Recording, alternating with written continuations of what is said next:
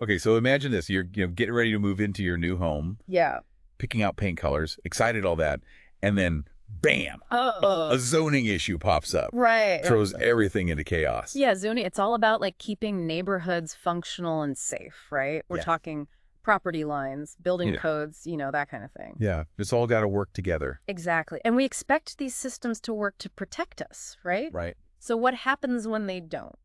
Well, that's what we're looking at today. We're going to Monroe County, where some pretty serious questions are being raised about the people in charge of zoning and building inspections. Yeah. And at the center of this is Chris Volker, the zoning administrator. This is something we see pop up in a lot of different places. Uh-huh. And it's not just a local problem.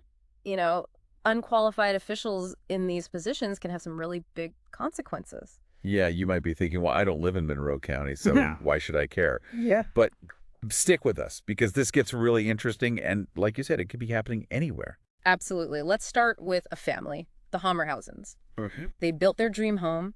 Everything seemed to be going fine. The county even did inspections, multiple inspections. Yeah. And then just as they were about to move in, they were hit with a setback violation. Okay, so I have to ask, what is a setback violation? So a setback is the required distance between a building and the property line. Okay, And it exists for a few reasons, makes sense. like fire safety, property values, preventing overcrowding, things like that. Right. In this case, the Hammerhausen's foundation was 16 feet from the property line Oh. instead of the required 20 feet. Okay, so 4 feet. 4 feet. So multiple county inspections, and they missed a 4-foot difference. Yeah, and that's what's so alarming here. Yeah. This raises some big questions about the inspection process in Monroe County. If they miss something this big, Right. what else are they overlooking? Yeah. That's a little unsettling, but there's more to this story, right? Yeah. Let's talk about Eric Sutton, the building inspector, who was allowed to perform electrical inspections, even though he didn't meet the county's own requirements. Yeah, the county ordinance is very clear on this. Uh-huh. You need at least 5 years of experience as a journeyman electrician. That means, completing an apprenticeship and meeting all the licensing requirements, or Okay. 3 years of training in electrical engineering plus 2 years of practical experience. Right, so you can't just have anyone doing these electrical inspections. There's a reason for those qualifications. Exactly. They need to be able to spot potential hazards, Right. things that could be really dangerous. Uh-huh. And having someone like Sutton doing these inspections, it's a direct violation of the county's own rules. Wow. So if you've had any electrical work done in Monroe County recently, you might want to double check who signed off on it. Yeah, good point. But this isn't just about one building inspector, right? No, it's not. This points to a bigger issue with Chris Volker and his oversight of the department. What's so interesting is Volker himself admitted He did. on record that he doesn't have the time or the knowledge to handle, these increasingly complex construction plans. Oh, wow. He basically said he's in over his head. So he's admitting his lack of expertise. Yeah. But he's still in charge, Yeah. making decisions that impact the entire community. That's the problem.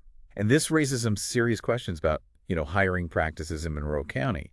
Are they basing it on qualifications and experience, or is it just about who? Right. Are these positions being filled because someone's qualified or because they're connected? And that could be happening anywhere. Exactly. This is something to really think about no matter where you live. So how do we make sure that people in these positions have the qualifications to do their jobs effectively? I mean, one of the most well-known examples probably is that Surfside condo collapse in Florida. Oh, yeah. Back in 2021, a 12-story building just crumbled, killing almost 100 people. That was just awful. It was. And the investigations, they found a lot of different failures. But one of the big ones was inadequate building inspections. Like critical structural problems had been flagged years before, but nothing was done about them. So do you think it's possible that, unqualified inspectors could have missed those warning signs? Yeah, it's definitely possible. I mean, the investigation really pointed to a lack of expertise in assessing the building structure. Right. If qualified inspectors had been involved, maybe those red flags would have been taken seriously. Right. And maybe they could have done something, to prevent that tragedy. That's terrifying to think about, that it could have been prevented if the right people were in charge. Yeah. And then there's also the Hyatt Regency walkway collapse in Kansas City. Oh, right. Back in 1981, this was during a dance competition, 2 overhead walkways collapsed. I remember hearing about that. Yeah, it was a huge tragedy. 114 people were killed and over 200 injured. Wow. And the cause was a design flaw. Hmm. a critical design flaw that should have been caught during construction. Right. But the building inspectors either missed it or they didn't enforce the proper codes. Again, it just shows you how important it is to have the right people, Yeah. qualified people in those roles. Exactly. These events are, stark reminders of why we need qualified professionals. They're the ones upholding those safety standards and protecting lives. Right. It's not just paperwork. It's about preventing disasters and making sure buildings are safe. It just blows my mind that, something as basic as building safety gets overlooked. Yeah. Makes you wonder, like, are there other areas where, qualifications are just kind of brushed aside? Well, I mean, look at home inspectors here in Illinois. Okay. We have some pretty strict requirements. You need state-approved education, you have to pass an exam, and then there's ongoing training to keep your license. Wow. But in Monroe County, there don't seem to be similar standards for the people inspecting buildings during construction. Interesting. They're the ones making sure that the building itself is safe. Right. It's a huge difference. It is. It's like we care more about protecting someone's investment in a home than, protecting the people living or working inside. It really makes you question where our priorities are. Yeah, why are we putting so much emphasis on buying and selling and not enough on the safety of the building itself? Right. It's a good question. So bringing it back to Monroe County and Chris Volker, Yeah. what can residents do to really address this situation? They need to push for change. They need to demand better. Yeah. Volker should be removed from office and replaced with someone who's actually qualified. And they can contact MonroeCountyTruth.com Right. to report any issues or concerns. Yes, absolutely. That's a great resource. Yeah. The more people who come forward, the better. Right. It's about accountability. It's about holding our elected officials accountable. Exactly. We all deserve to, live and work in safe environments. Absolutely. What can people in other communities do now to make sure their buildings are safe? I mean, it can feel kind of overwhelming, right? It can. Like, where do you even begin? Well, I think awareness is a big part of it. We've been talking about Monroe County, but this could be happening anywhere. Right. We need to be having these conversations in our own communities, asking those questions, Yeah. about who is in charge of building safety. Do they actually have the expertise? So knowledge is power, Yeah. but what do we do with that knowledge? Right. We need to take action. Okay. So become an informed citizen. Okay. Do your research, when people are running for local office, Yeah. especially if they're going to be overseeing, things like zoning, building codes, inspections. Right. Don't just assume they know what they're doing. Exactly. Just because they're on the ballot doesn't mean they're qualified. Right. So, go to town hall meetings, Yeah. call your elected officials. Make your voice heard. Exactly. Make your voice heard.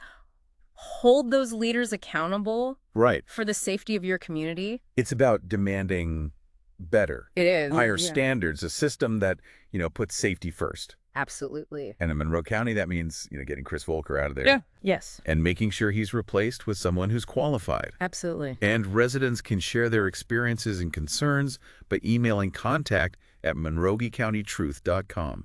That's a great way to, connect with other people Yeah. and start putting pressure on those local officials. Create that network of informed citizens. Exactly. All right, so to kind of sum everything up, we started with this situation in Monroe County, Yeah. where we had these unqualified people in charge of zoning and building inspections. Right. And then we talked about the potential consequences. Yeah. We looked at the Surfside condo collapse and the Hyatt Regency walkway collapse. Right, those were awful. They were, and Yeah. they showed just how important it is to have qualified people in these roles. Absolutely. And then we talked about, becoming more aware, more engaged, Right. really understanding who's making those decisions about building safety in our communities. It all comes back to accountability. It does. We need to hold our elected officials accountable for ensuring the safety and well-being of our communities. Couldn't have said it better myself. It's about demanding better, Yeah. safer practices and advocating for those higher standards. Absolutely.